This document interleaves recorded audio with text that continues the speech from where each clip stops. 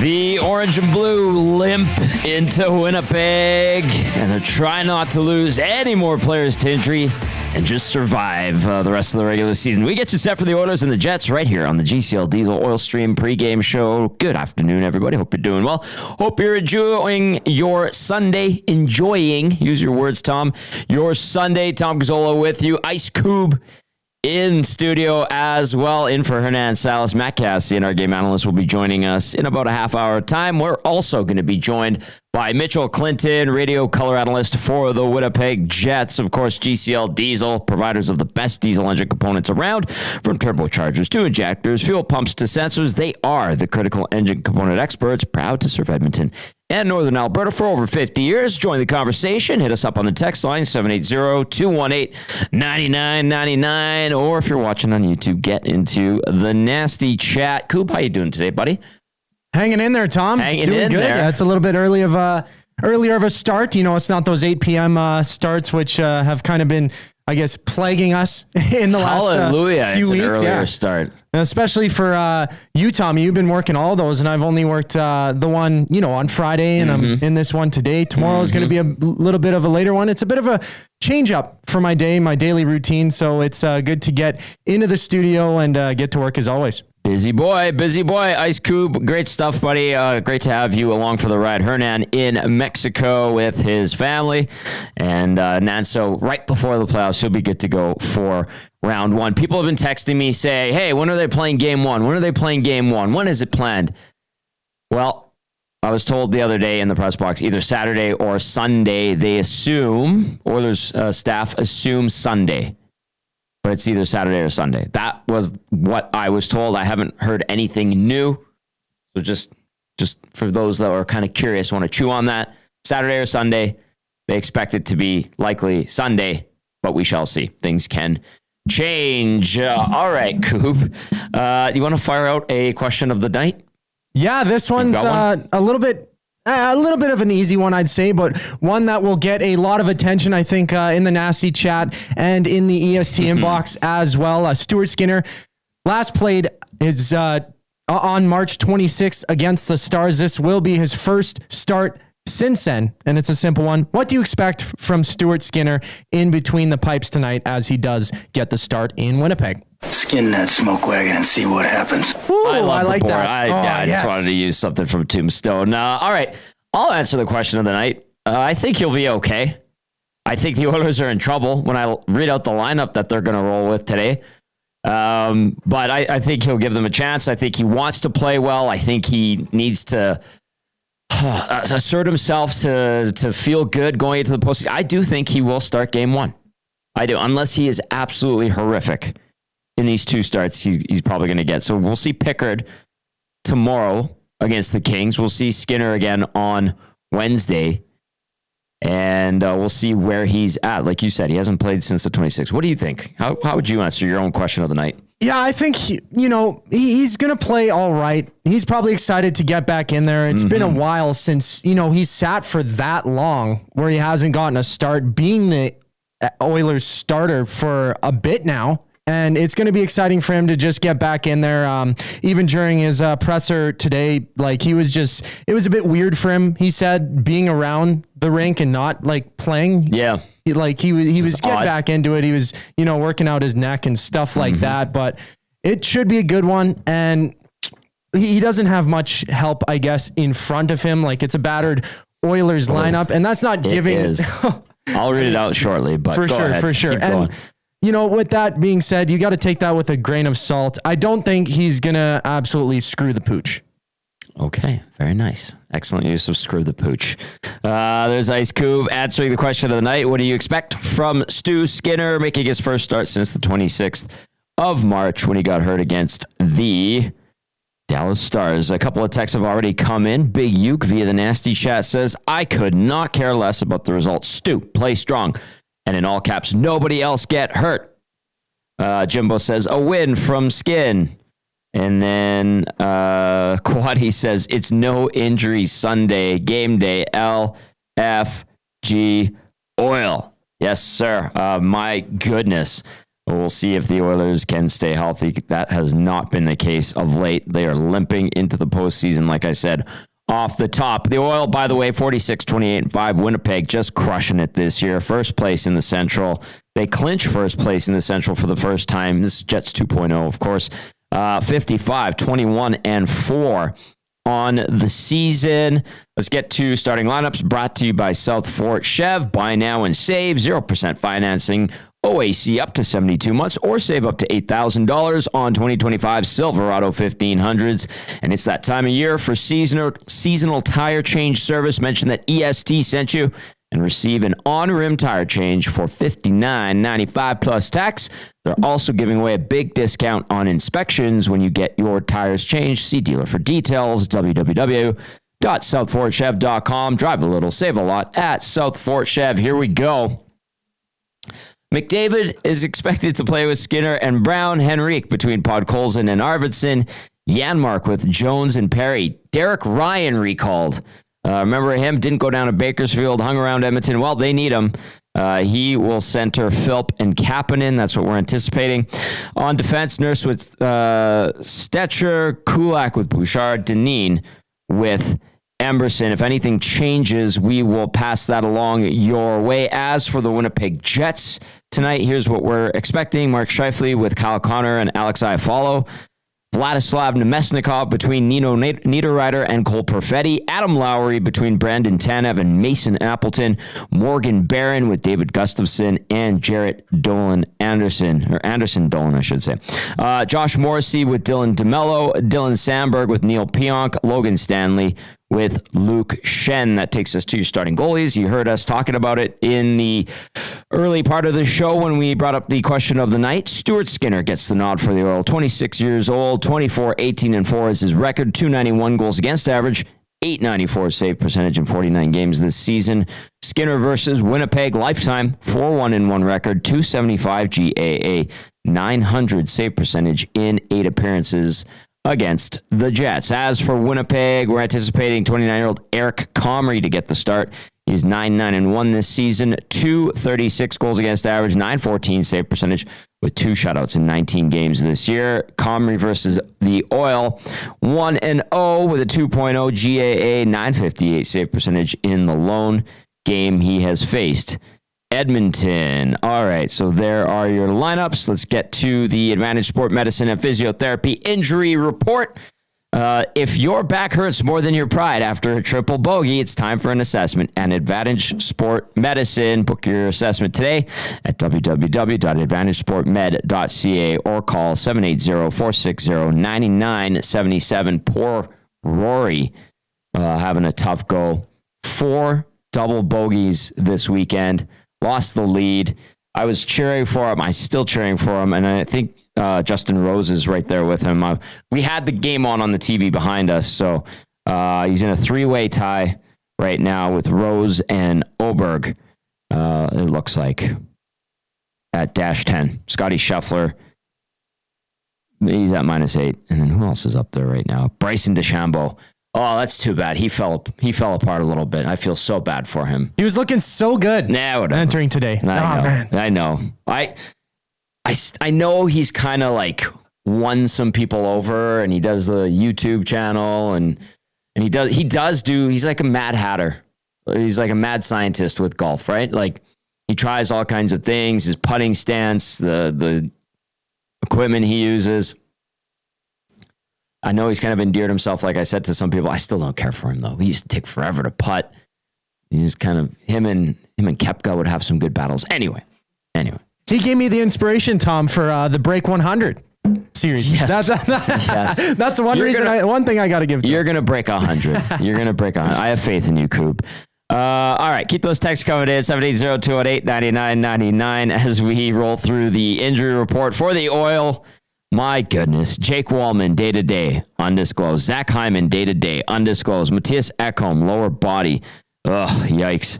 Leon Draisaitl, day-to-day. John Klingberg, day-to-day, undisclosed. Trent Frederick, day-to-day, ankle. Alec Regula, IR, knee.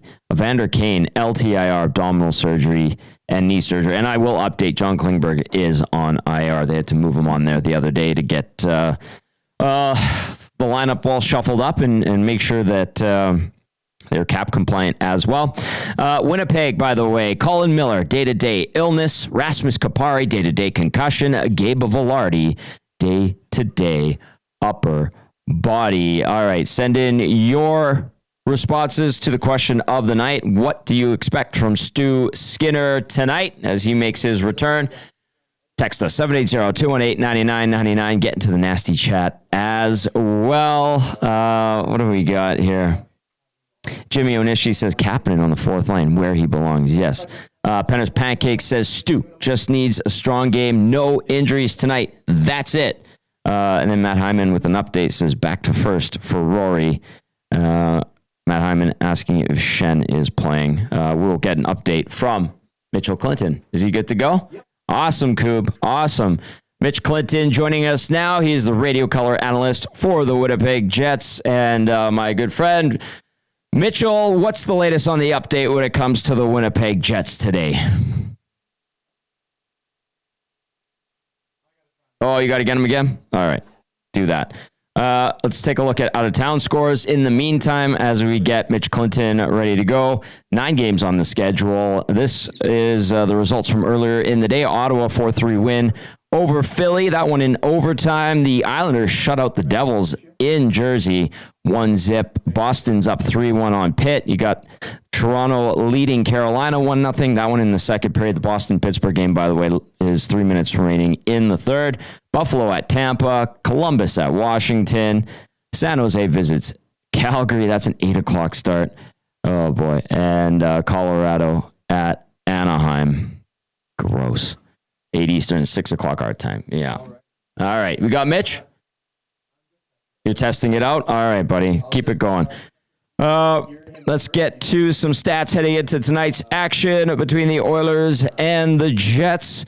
Third and final meeting of the year, of course, and Edmonton coming off that 4-2 win against San Jose. Jets coming off a 5-4 win at Chicago yesterday. And for the Jets, a 2-game homestand to wind things down this season. Edmonton, of course, returning home to take on the Kings tomorrow night. The Jets have won 3 straight. Edmonton, 21-16-2 on the road this year. The Jets, 29-6-4 at home. And 7-3 are the Jets in the last 10 games. The Oil, meanwhile, all-time at Jets 2.0, 12-4-5 record. And Edmonton has won 6 of the last 8 games at Winnipeg. The Oil in their last 10 at Winnipeg, 5-3-2. And then all-time versus Jets 2.0, 21-13-8 is Edmonton's record.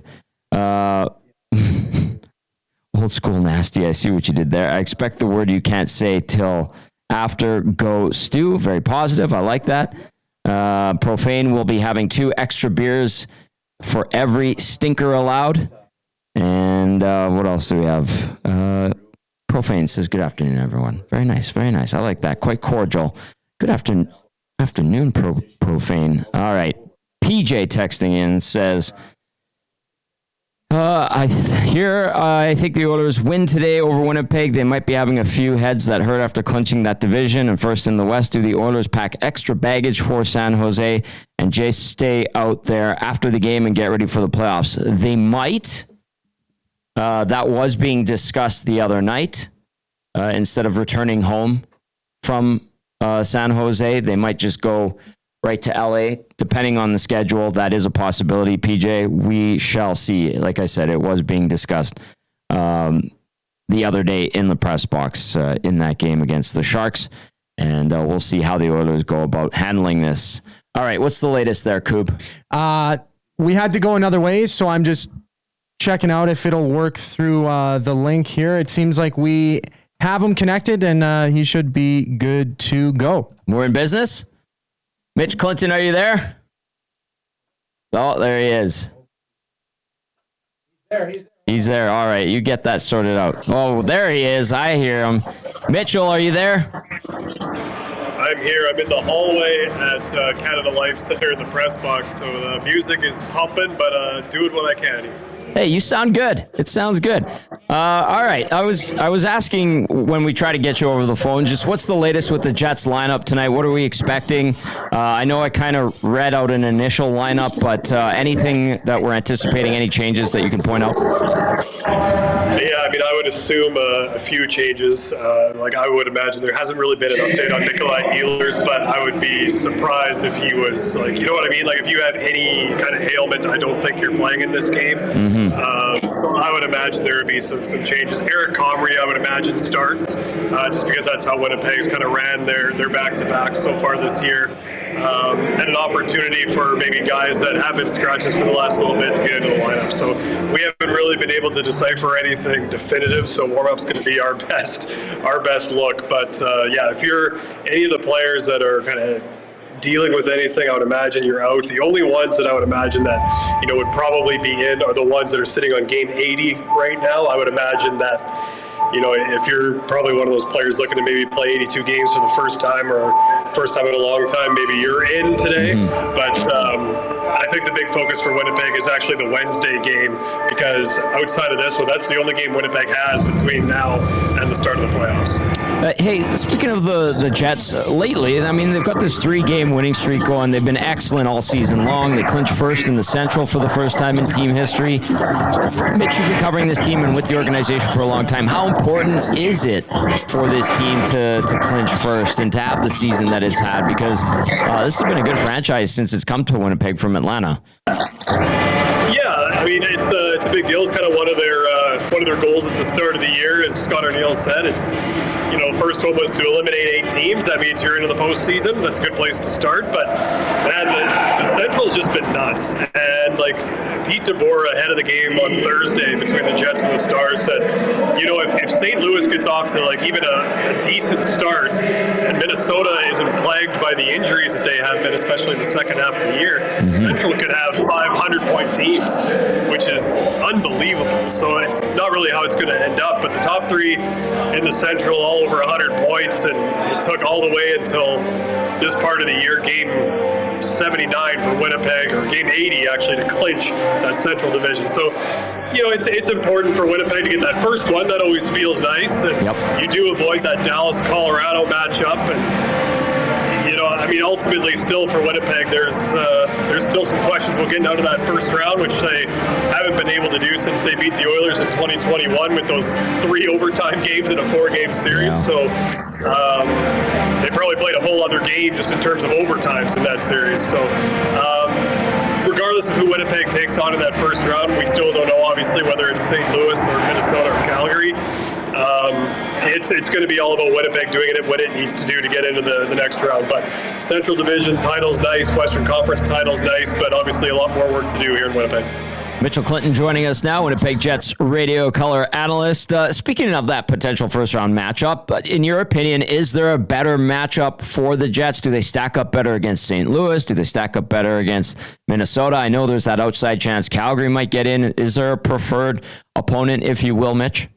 I don't know if there is, to be honest. And the reason why is you look at Connor Hellebuyck looking well on his way to a third Vezina trophy and second straight. At the same time, though, Tom, the season series between the Jets and Colorado last year was 4-0 Winnipeg, including an 8-0 or 7-0 win over Colorado in Game 81. So, that's pretty much the biggest lesson that Winnipeg probably took out of last year, is that season series doesn't mean anything. So Winnipeg swept the season series with Minnesota. Obviously, Minnesota's a team that has been dealing with a lot of injuries the second half of the year. And Winnipeg really hasn't seen Colorado since they acquired Marty Natchez and Brock Nelson and all that. It's been a long time since Winnipeg has seen the Avalanche.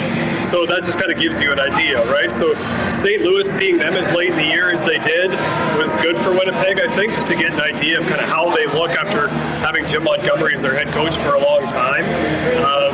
I mean, I think it would be fun for the fan bases if it was Winnipeg and Minnesota, just because of how close they are together. Yep. But there's also a playoff history dating back to pre-my days on this planet between Winnipeg and Calgary. So that would be fun just for the all-Canadian aspect of it. But I mean, being a Canadian guy, I like for if there's a lot of Canadian teams in, you want to see them go as far as they can to give Winnipeg and Canada the best chance to kind of break that Stanley Cup streak. I'm in the same boat as you when it comes to Canadian teams. Get as many in as possible. So we'll see if the Flames can continue their scrappy ways and get that miracle shot into the postseason. All right, Mitch, you mentioned Connor Hellebuyck in the season he's having. Vezina caliber again, obviously. Hart Trophy discussion. How do you look at it when it comes to Hellebuyck and the Hart Trophy? I know not a lot of goalies do win it. We've had debates here on our station. How do you assess it when it comes to Hellebuck's chance at winning the Hart? Yeah, I've been asked this a few times, and I go back and forth on it, especially given the fact that I'm very well aware I'm talking to Edmonton, and you guys have a candidate that certainly has shown very well and will definitely be in the conversation for that trophy as well, right? Mm-hmm. So for Connor Hellebuyck, I mean, yes, the Vezina Trophy is one thing, but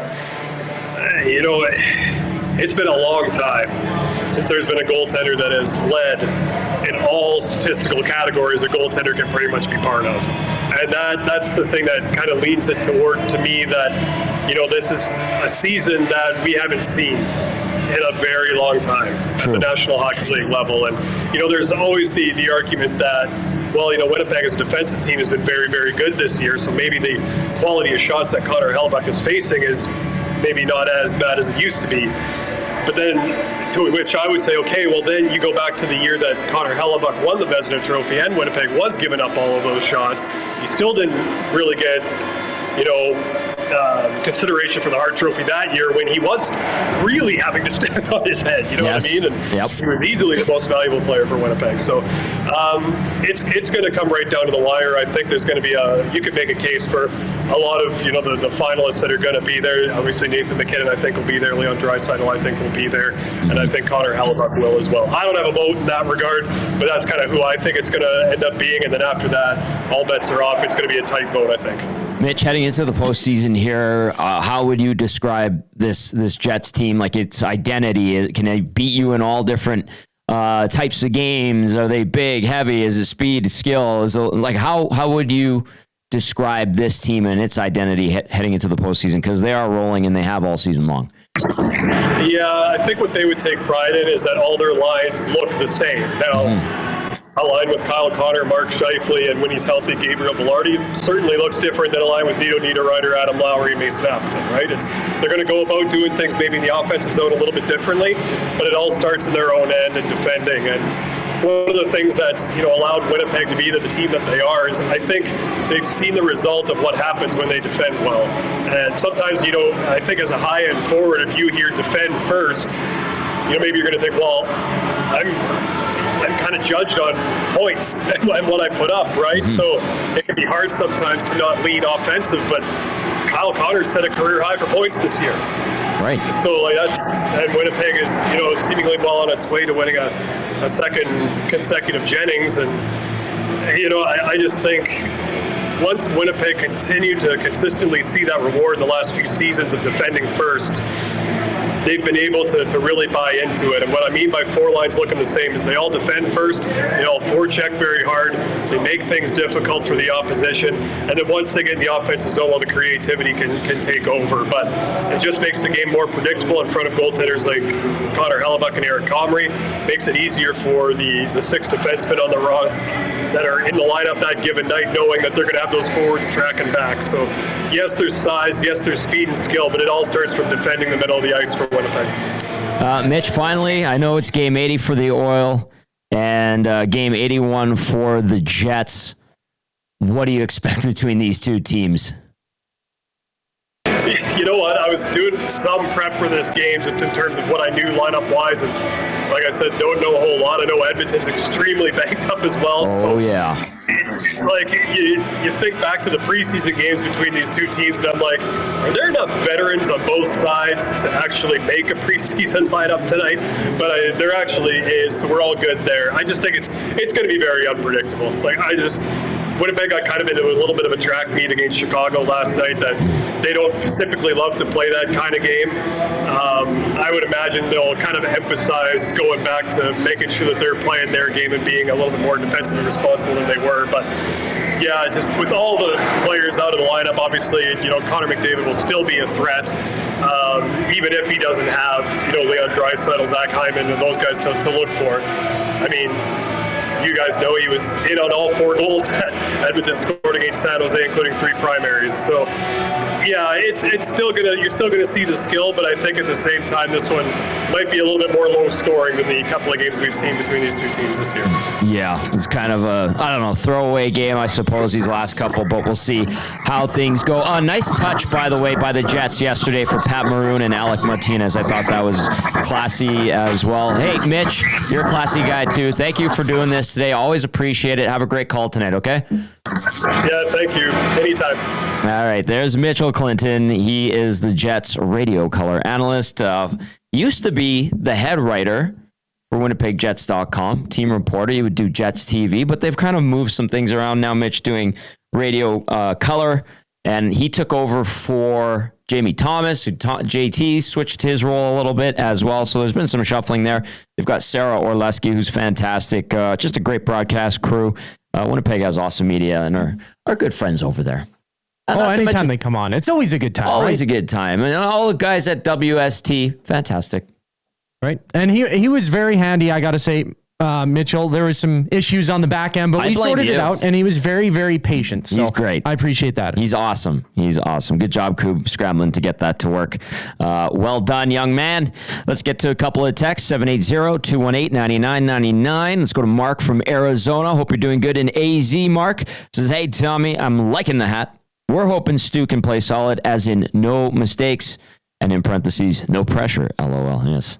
If he looks shaky, let him play 60 minutes, even if he is playing like crap. Let Stu in the game. Thanks, Mark, in AZ. And Rebella 2.0, Tommy Rebella saying, enjoying the show from the ice bath. My prediction is the Oilers are there to prove why they're contenders and make Hellebuyck come in.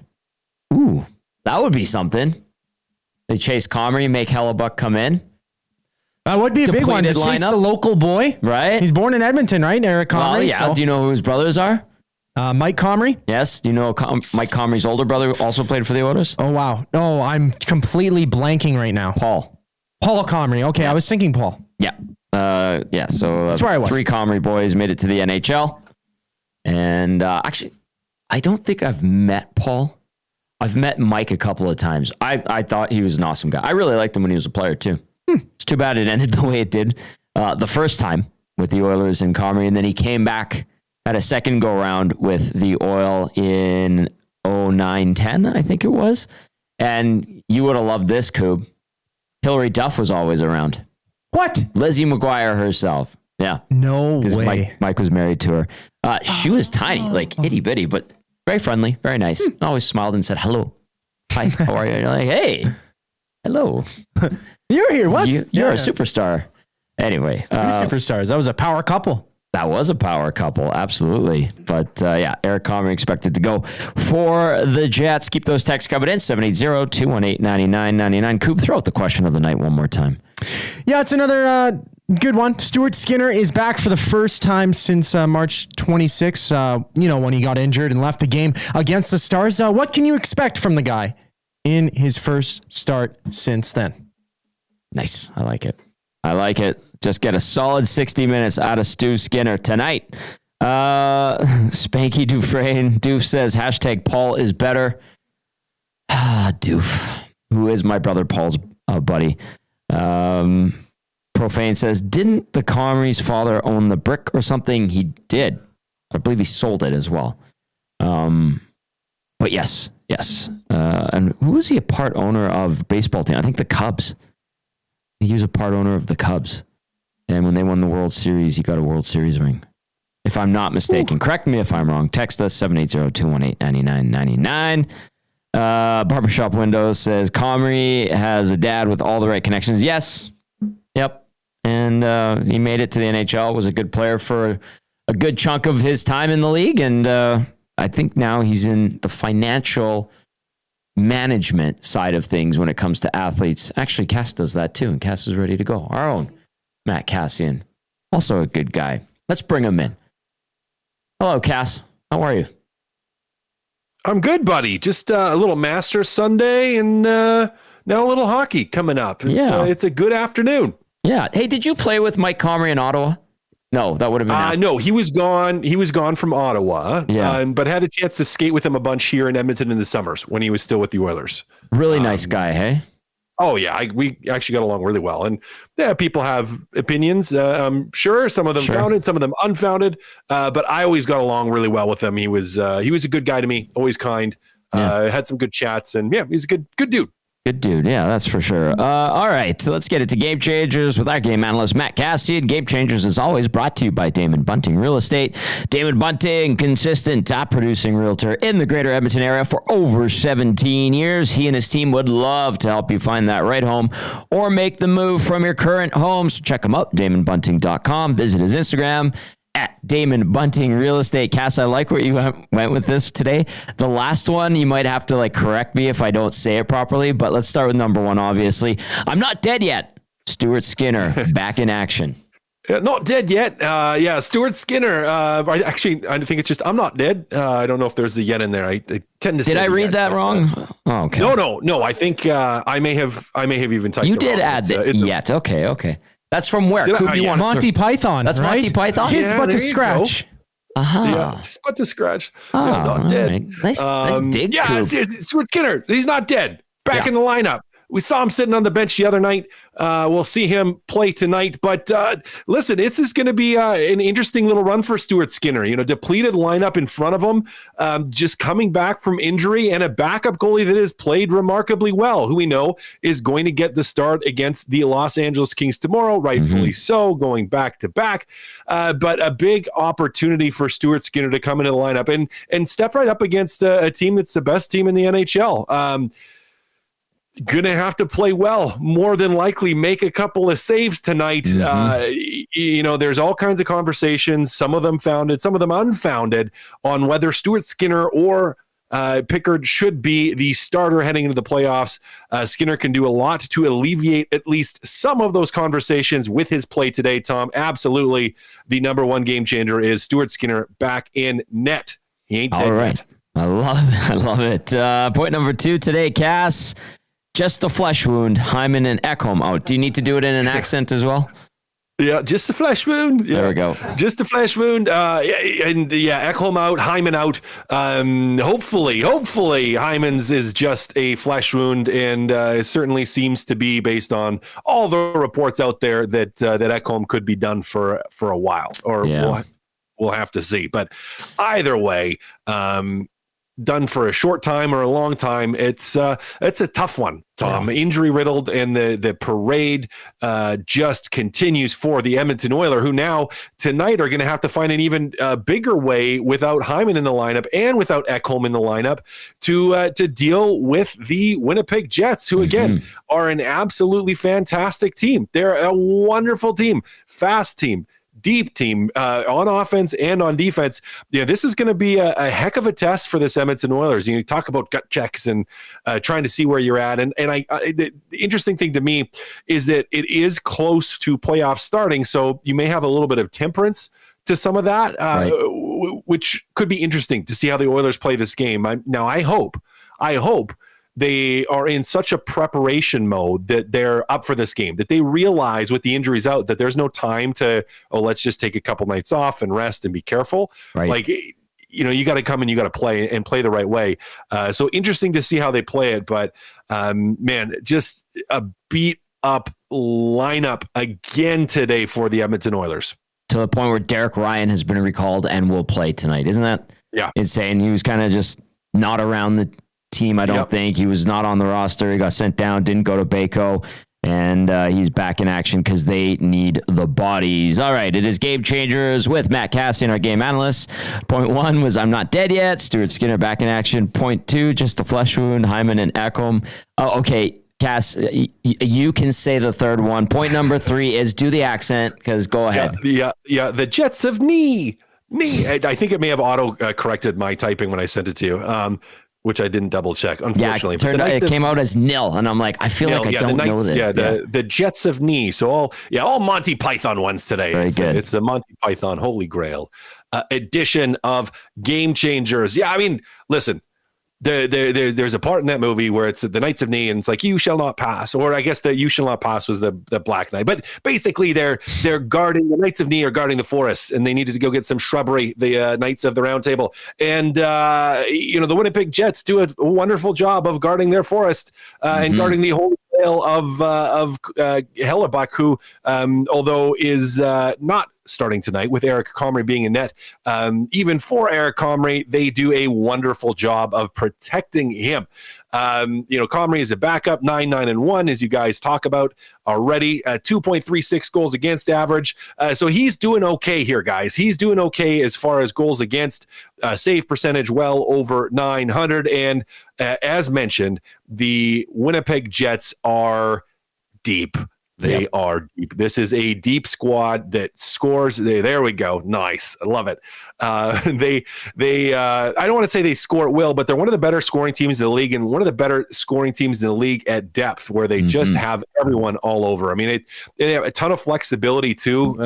They've shifted things around a little bit since the last time the Oilers played them. Moved Tanev up with Lowry and Appleton, but I still just, I think it was Niederreiter that was on that line for quite some time, and he slid up a little bit. But even with Tanev there, like, I love that Tanev, Lowry, Appleton line. Like, to me, it's just, that's everything you want in a third line. Like, they're big, they skate, they play physical, they can score. Like, they do everything.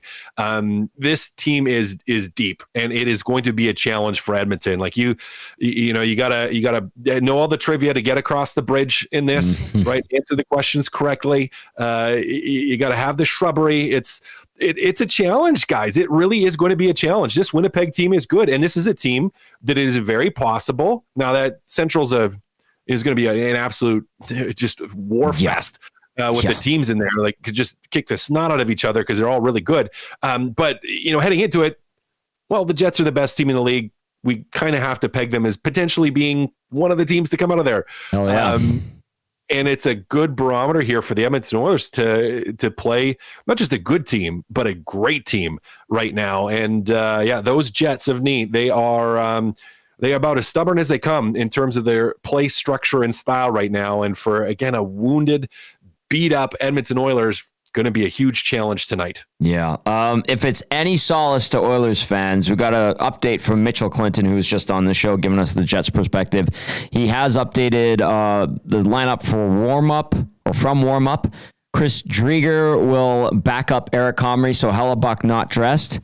And then Dominic Toninato has been recalled from Manitoba. He will play. Ville Heinola, Colin Miller, David Gustafson, and Hayden Fleury are out there. No Morrissey, no Ehlers, no Lowry, Pionk, or Shenkas. How much does that change things? That changes quite a bit with quite a bit with all those guys. I mean, Morrissey, Pionk in particular, those two on the defensive side of it.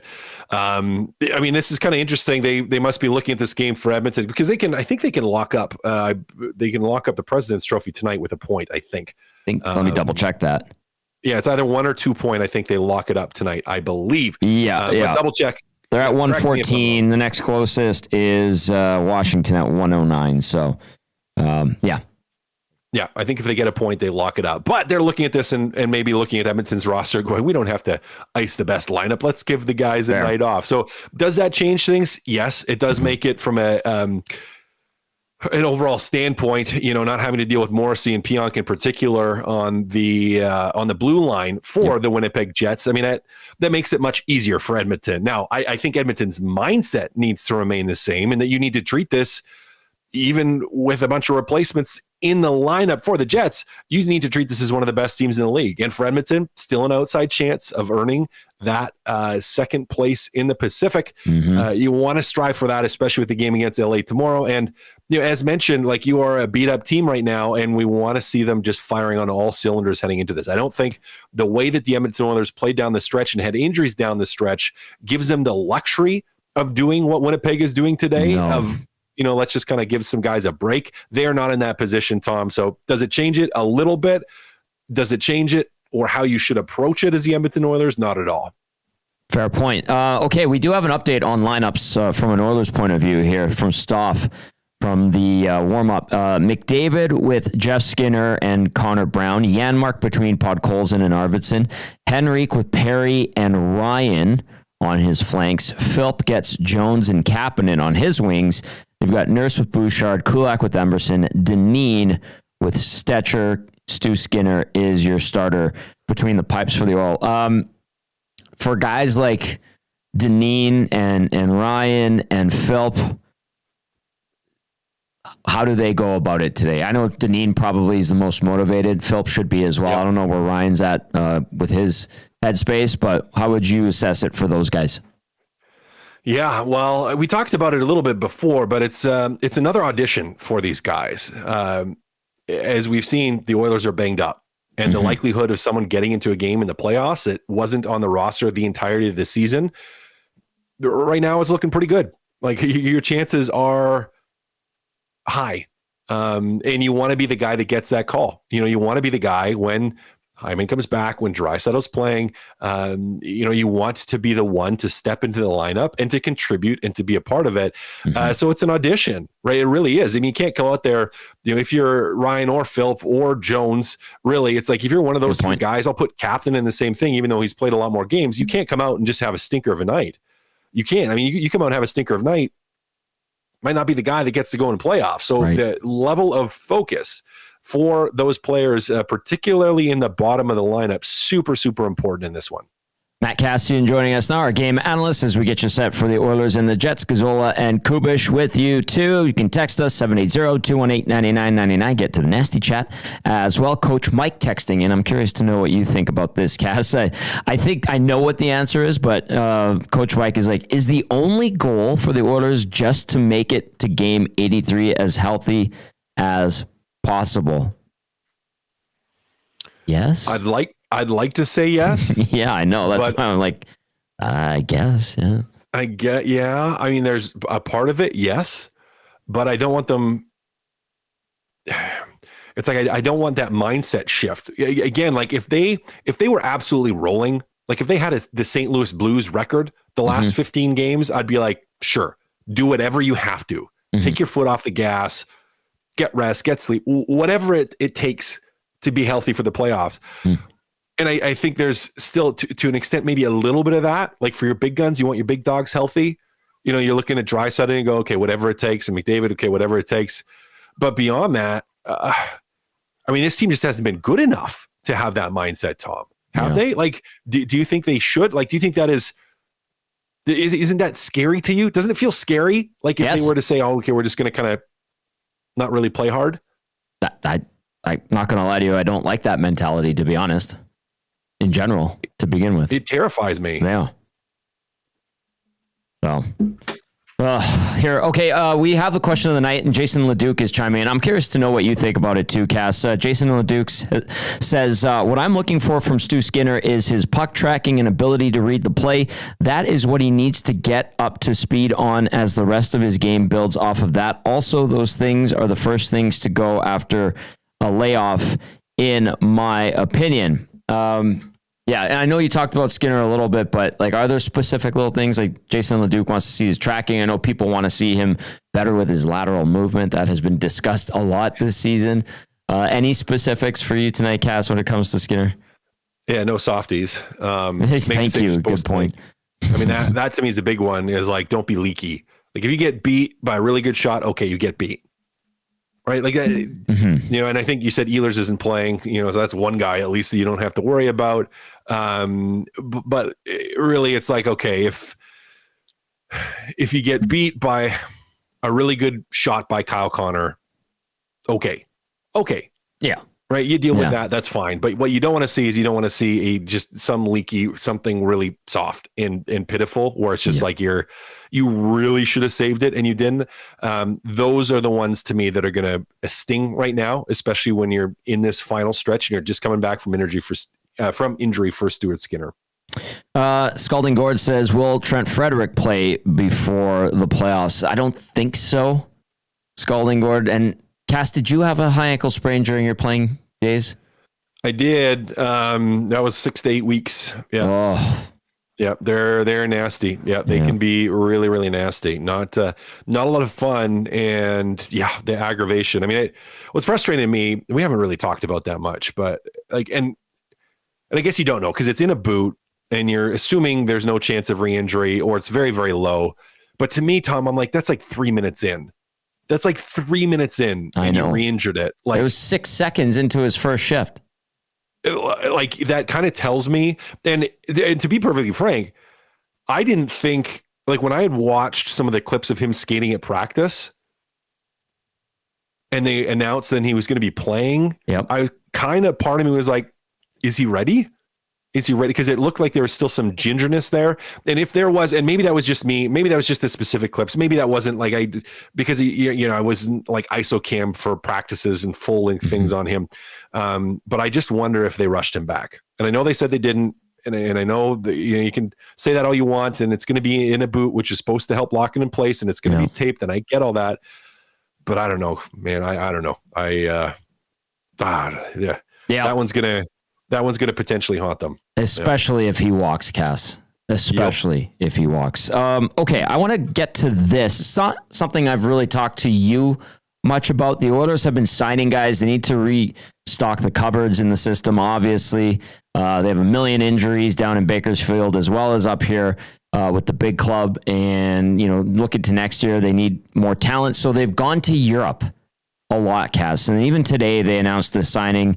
A Finnish player, defenseman, Atro Lepanen, I believe is the pronunciation. It's got a little umlaut on the A. He is 6 feet tall, 180 pounds, had a huge year in Finland, recording 63 points, 21 goals, 42 assists over 60 games from the blue line is phenomenal. His 42 assists were also tops among all defenders, while his 21 goals ranked second. He also added 3 assists in 8 postseason contests. In 2 seasons in Finland's top league, the left shot blue liner has skated in 115 games, piling up 33 goals with 58 assists for 91 points. That is courtesy of Jamie Cartmel and the Oilers PR team with the release. And then they added that David Tomasek, who had a big year in Sweden. He's a Czech player. And then they also added Josh Szymanski, German player with Canadian ties, obviously. I believe his dad's Canadian. What do you make of going to Europe and getting guys that, are later in their careers, middle of their careers, late 20s? Szymanski's a younger guy, but are these guys that are going to have an impact on the big club, or is it just kind of a hope and a prayer, or are they going to be depth in the AHL? It's so hard to say without actually watching these guys. Yeah.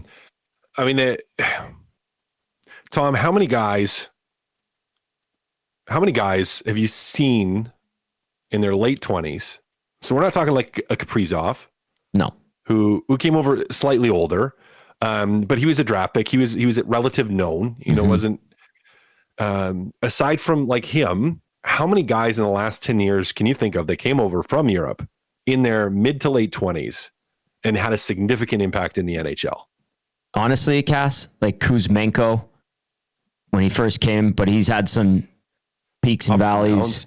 Yep. He's found his game with LA this year, which is good.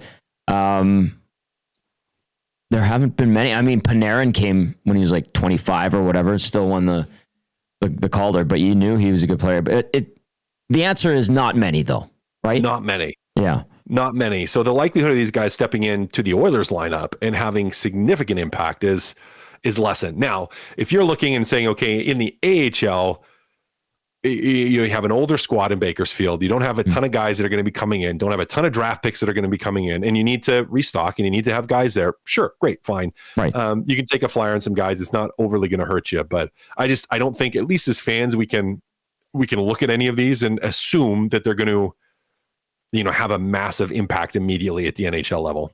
Yeah, I mean, I kind of look at the strat. I admire the effort to go out and find guys, but I don't know how rewarding it will be ultimately. So I'm with you, Cass, on that, but we'll see. So another skilled older player added from Europe in Leppänen, Atro Leppänen from Finland.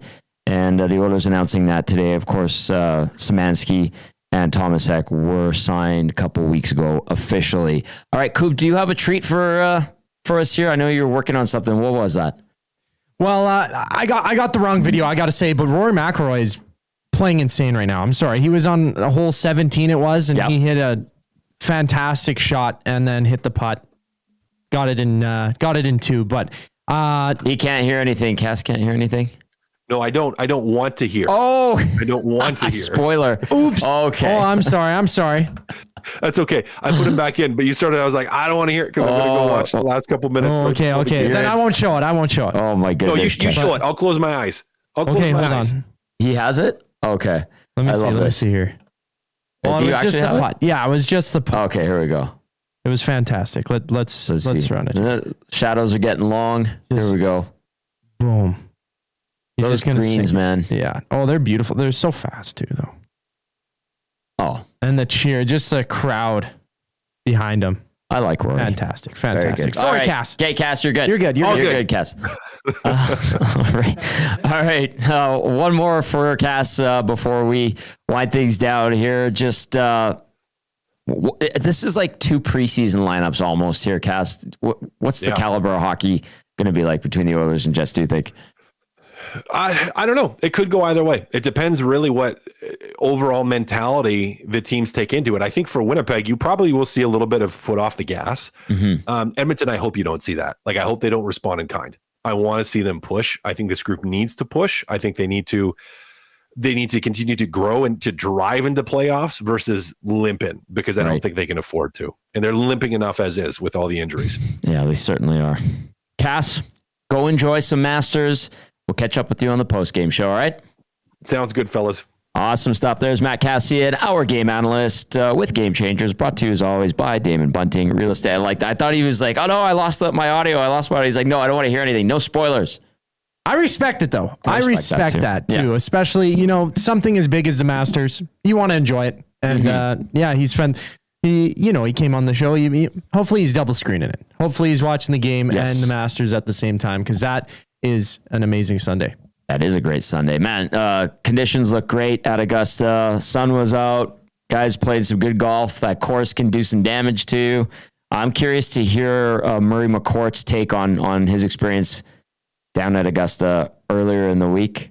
I feel like he's probably got a couple of good stories to share with us. So I'm looking forward to seeing Murray and to hear all about it. And we'll see what happens at the end of the Masters here.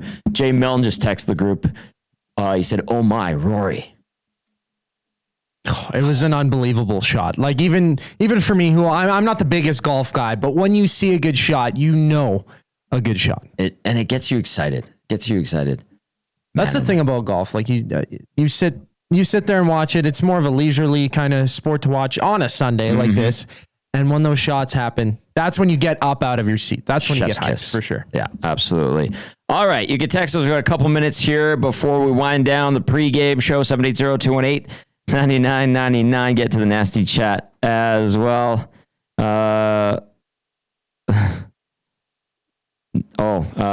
Here's a good one. Cam in a pizzeria. Great spot to be.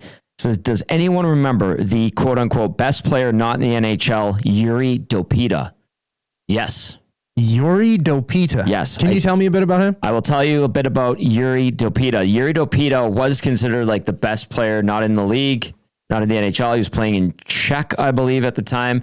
He was drafted multiple times by NHL teams looking to get him over to North America. And finally, he signed with Philly.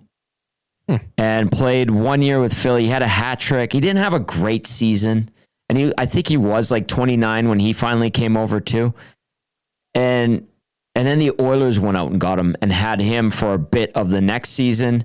He was big. They kind of made some comparisons to Yager with Dopita. Wow.